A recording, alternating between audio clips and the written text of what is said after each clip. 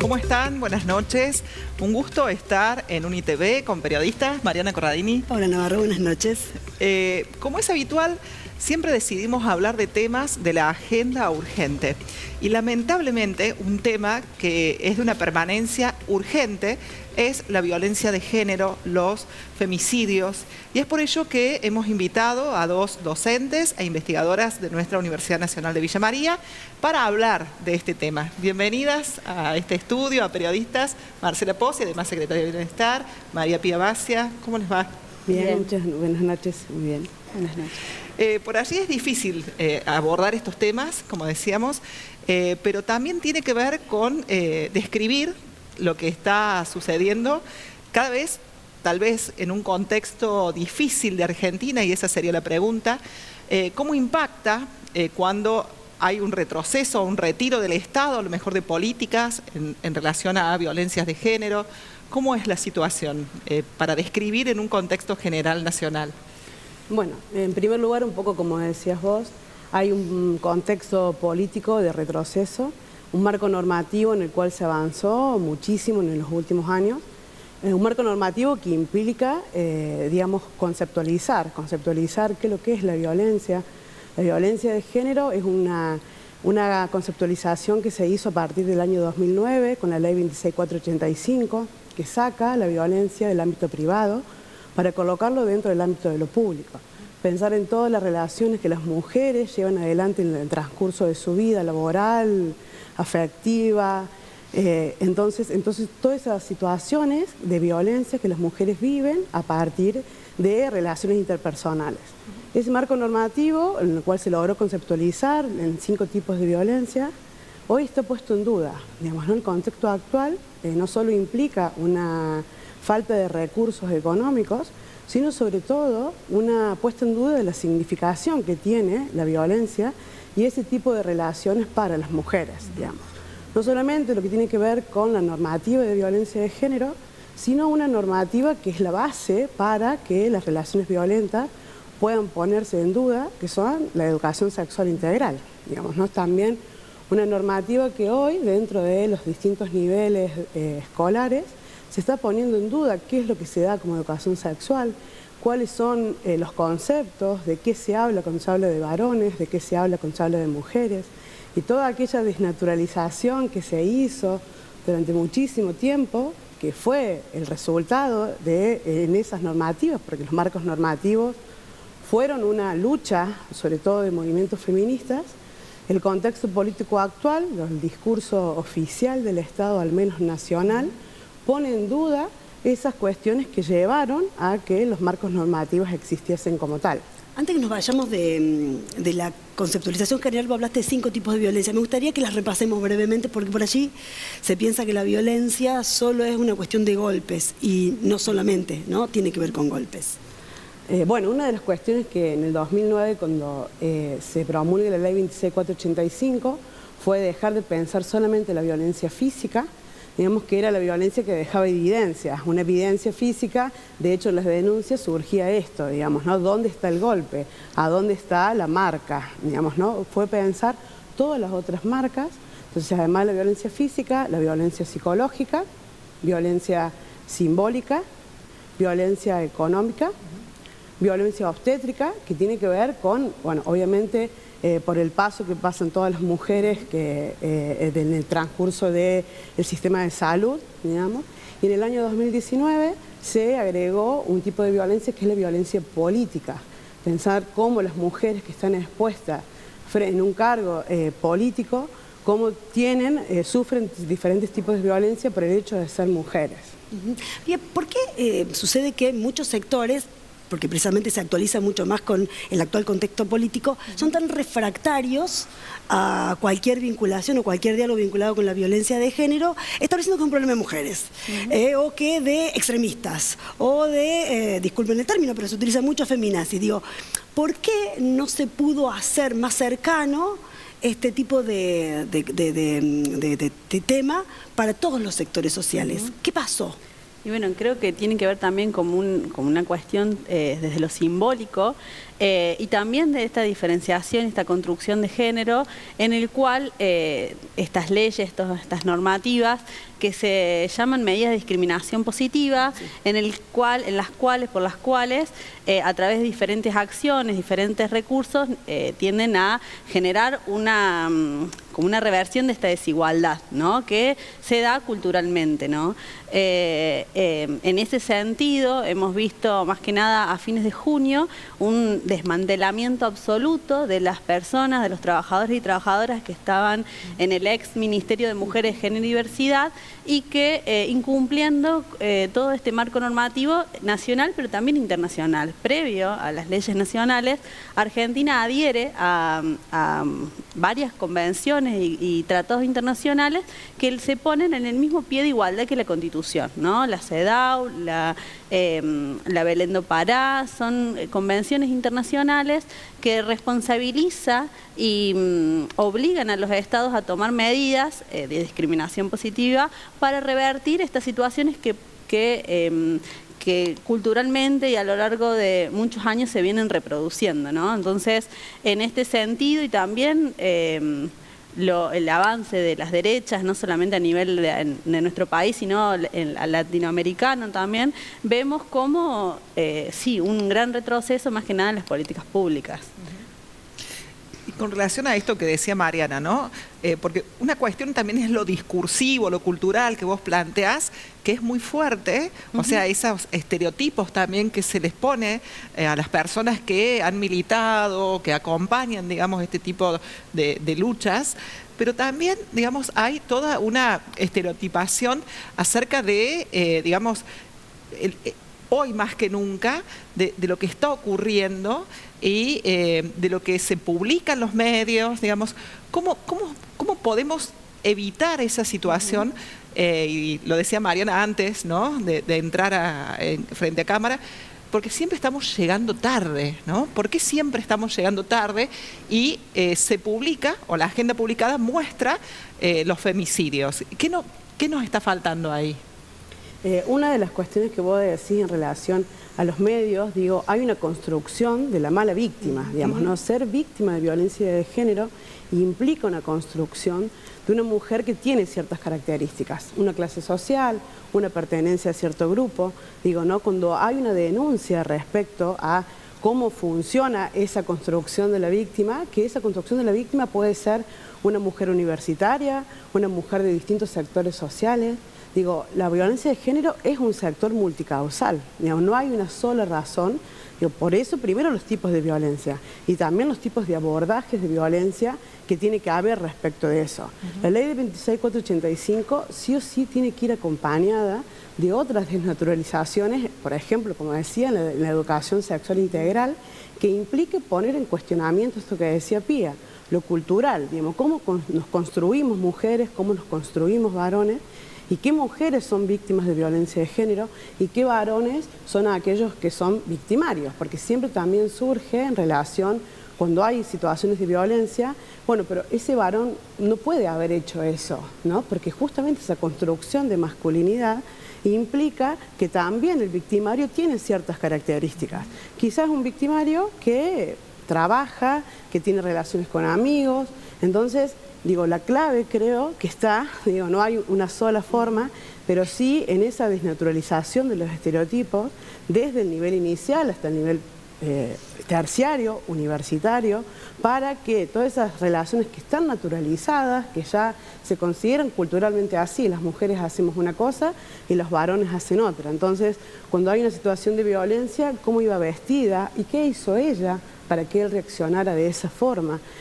¿Con quién se relacionaba? ¿Qué tipo de relación sexoafectiva tenía? ¿Cuántas relaciones sexoafectivas tenía?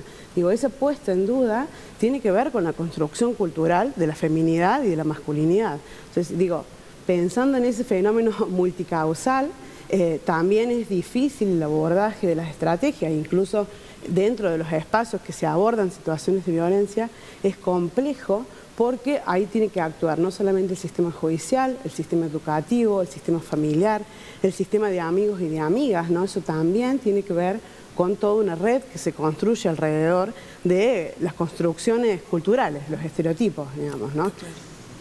Pausa. Sí, bueno, la verdad que como que se pasó muy rápido el primer bloque. Después vamos a profundizar algunas de estas cosas, ya situándonos en Villa María y en algunos protocolos y en algunas cuestiones y en datos que nos interesan conocer acerca de investigaciones de nuestra ciudad y región. Vamos a la primera pausa, ya volvemos con Marcela Pozzi y con María Pía Bacia.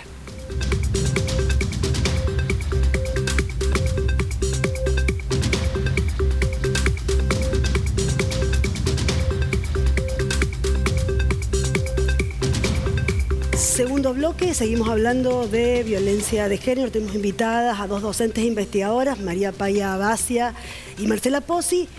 A ustedes no escapará que en el transcurso de estos últimos días uno de los temas que más apareció en la agenda publicada tiene que ver con el femicidio de este estudiante de arquitectura de Córdoba, donde por allí muchos se preguntaron si no hubo alguna alerta que haya permitido darse cuenta del tipo de relación que pretendía mantener un compañero de estudios. Esto nos permite situarnos en un avance que sí dio nuestra universidad y que tiene que ver con su propio protocolo de género. Bueno, cualquiera que nos quiera contar.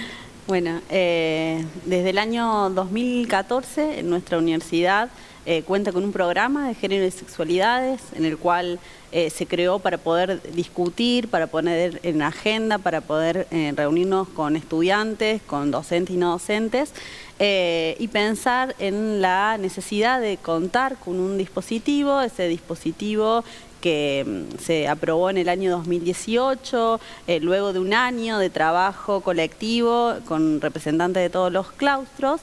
En principio visibiliza que aunque es un ámbito universitario, existen situaciones de violencia y discriminación por motivos de género, establece pasos a seguir, establece un procedimiento, pero principalmente tiene un sentido no punitivista, sino un sentido de reflexión, de análisis, de poner en palabras situaciones que se vivían dentro de la universidad y que muchas veces excluían a las personas afectadas de estos ámbitos de la universidad, ¿no? Entonces, ese protocolo, el cual está conformado por un equipo interdisciplinario, que trabajamos con una compañera que es trabajadora social y que también han trabajado psicólogos en el espacio, es un espacio de confianza, de escucha, confidencialidad, también teniendo en cuenta que nuestra universidad es chica, entonces que se trata de resguardar siempre a la persona y a las personas, porque hemos atravesado muchos procedimientos, procesos y consultas colectivas que asisten y también se piensa en conjunto estrategias de intervención, ¿no? Porque cada situación es muy singular y se piensa así de una manera más artesanal, por así decirlo. Bien, y con relación, atándolo a esto, uniéndolo a esto, también hay, digamos, sensibilización y capacitación en este sentido, ¿verdad? Sí, tras la aprobación del protocolo de violencia de género, fue necesario en esa difusión también hacer acciones de prevención que tengan en cuenta el reconocimiento y la identificación de situaciones de violencia, porque nadie llega al espacio si no puede reconocer esto que decía Mariana, señales de alerta, incomodidades, miedos, porque quizás no sea una situación de violencia que está tipificada. Entonces esa construcción, como yo decía hace un rato, de la víctima, nosotras tratamos de pensar la afección, la incomodidad, el miedo. Entonces digo, en esa prevención que nosotros fuimos haciendo, en el 2019 la universidad adhiere a la ley Micaela, que es otra de las políticas que tiene la universidad, a partir de la cual se capacita a todo el personal docente, no docente y el personal de gestión. Y nosotras también ahí agregamos a estudiantes, porque fue necesario también trabajar con estudiantes en poder identificar y reconocer estas incomodidades, reconocer estas situaciones que también entre pares se dan y que son situaciones que son señales de alerta en diferentes ámbitos virtuales, en ámbitos áulicos, digamos, ¿no? Reconocer también, además de la jerarquía de poder que implica el docente y el estudiante, digo, o sea, por eso primero se trabajó con docentes, también poder reconocer situaciones entre estudiantes. Pares, claro. La capacitación en ese sentido es fundamental. Marce, vos estás en bienestar y te ha tocado la implementación, es decir, desde la aprobación, desde las discusiones para la aprobación y la implementación. Hoy haces una lectura positiva y eso fue posible detectar alertas, frenar situaciones incómodas, por supuesto sin identificación ni nada de eso, pero que nos puedas contar en general qué balance haces de estos años de aplicación. Sí, yo creo que en 6 años de la aplicación del protocolo, lo que se permitió con el dispositivo fue un dispositivo de escucha que piense la singularidad, digamos, que aborde esa singularidad. Entonces pasamos de situaciones incómodas entre pares, de situaciones de abusos de poder entre docentes y estudiantes, digo, con una situación de una sanción ejemplar, digamos, con un docente específicamente, digo que fue para nosotras uno de los hitos, pero también con poder abordar en situaciones reparatorias a partir de estrategias de intervención que son singulares, diferentes situaciones, incluso entre estudiantes, en donde las dos personas tienen el derecho a estudiar, entonces ahí la sanción es un poco más difícil y las situaciones son más difusas, digamos, no son tan claras. Entonces también desde el protocolo se intervino de alguna manera para que esa persona se sienta reparada. Entonces creo que tanto desde lo psicológico, lo simbólico, que son las violencias más difíciles de identificar, de reconocer y por supuesto entonces de abordar, intentamos siempre que en esto que decía Pía, en el caso por caso, en una cuestión que nos permite la universidad porque es pequeña, poder de alguna manera establecer medidas reparatorias para la persona afectada que llega al espacio. Y con relación a todo lo que se hace también en investigación, ¿no? Hay muchos grupos de investigación que son de múltiples disciplinas y que abordan estas temáticas en nuestra universidad. ¿Cuáles son los qué se está estudiando, qué se está investigando en este sentido? Bueno, ahí hay como dos líneas. Digo, por un lado, todos los estudios que tienen que ver un poco más con la ESI, que van en torno a la violencia de género. Digo que va a tener que ver con los TFG que se trabajan en el Instituto de Ciencias Humanas, sobre todo, y después propuestas de extensión que son con la pata en el territorio, poder pensar en merenderos, en escuelas, en distintos grupos, cómo trabajar la ESI. Y toda otra línea que tiene que ver un poco más con el Instituto de Ciencias Sociales, que trabaja cuestiones que tienen que ver con la violencia de género, sobre todo en la carrera de seguridad, situaciones de salud, de la interrupción voluntaria del embarazo, o situaciones de historia, cuestiones de historia en relación al peronismo, y muchísimos trabajos de investigación de estudiantes de grado y de posgrado en relación a abordar la violencia de género desde distintos tipos, ¿no? La sistematización de la información en los observatorios, el Observatorio de Políticas Públicas, en ese sentido también ha trabajado investigando sobre todo un mapeo provincial, porque eso también va a dar cuenta de los espacios a los cuales se puede recurrir en distintos lugares de la provincia.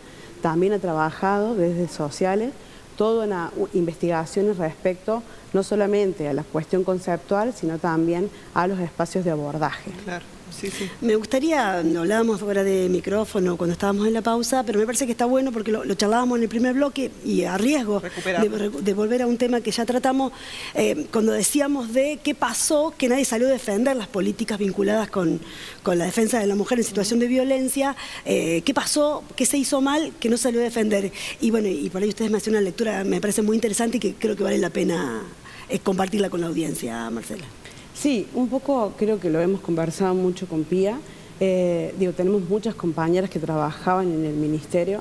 La mayoría de las compañeras somos militantes, porque ambas somos militantes dentro de un movimiento que es el feminismo y que se ha ido reversionando con el correr del tiempo, sobre todo a partir del 2015, donde el Ni Una Menos nos puso la violencia y las situaciones de violencia como un espacio, como una bandera.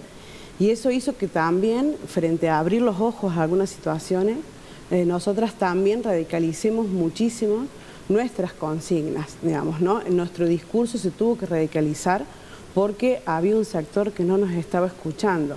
Entonces, esa radicalización también, como una autocrítica, como dice Rita Segato, a veces generó cierta guetificación, lo hablábamos, en donde a veces nos cuesta transmitir cuál es la problemática real, en relación a eso.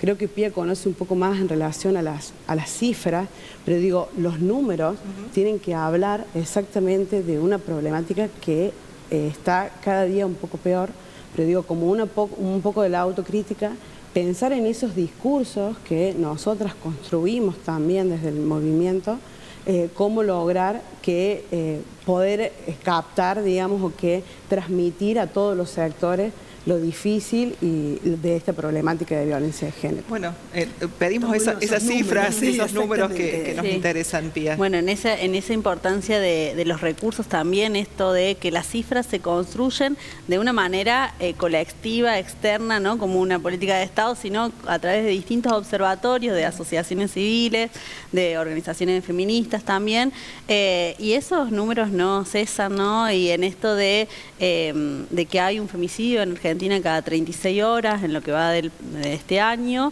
y que también hubo en Argentina hasta junio, que es el último mes que se publicó en uno de los observatorios, 137 femicidios y también travesticidios, lesbocidios, como habíamos visto en los medios, y en esta importancia de la comunicación, porque en el caso específicamente del femicidio de Catalina Gutiérrez, se habló en diferentes medios de comunicación de un crimen pasional, ¿no?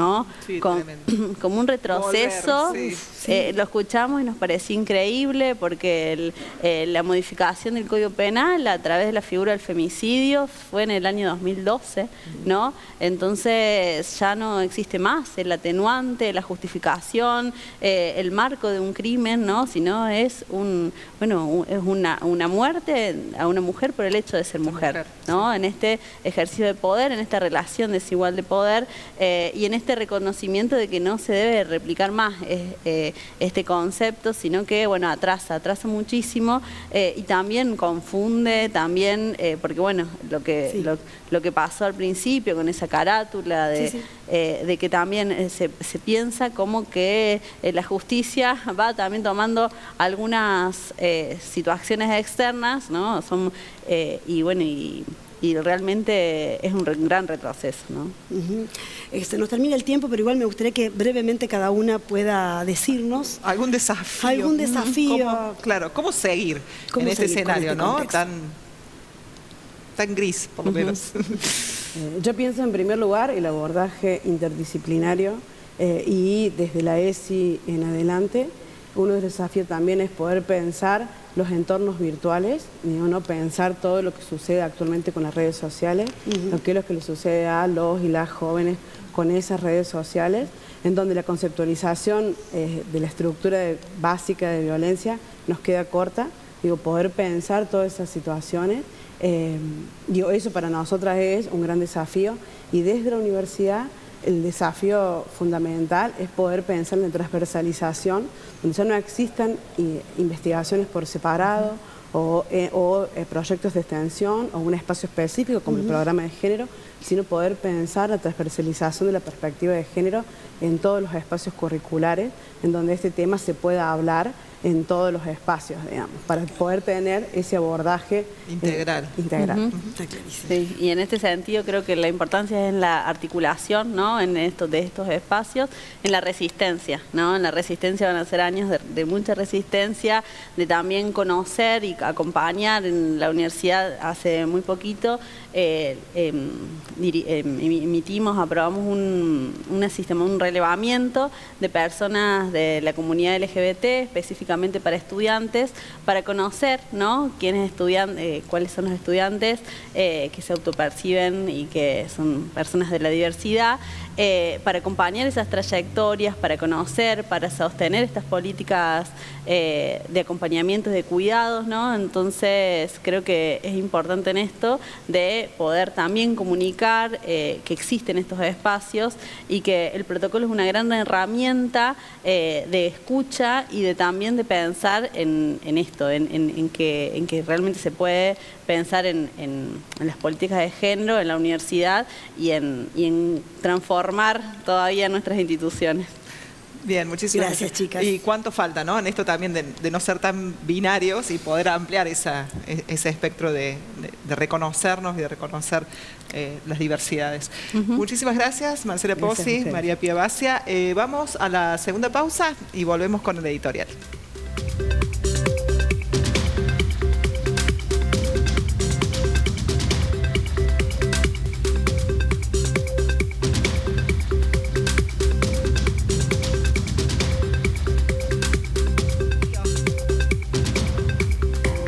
Vaya tema del que nunca es suficiente lo que uno pueda hablar y que lamentablemente se actualiza en la agenda de los medios en forma permanente y en nuestras agendas cotidianas a partir de lo que es el asesinato de una nueva mujer, un nuevo femicidio.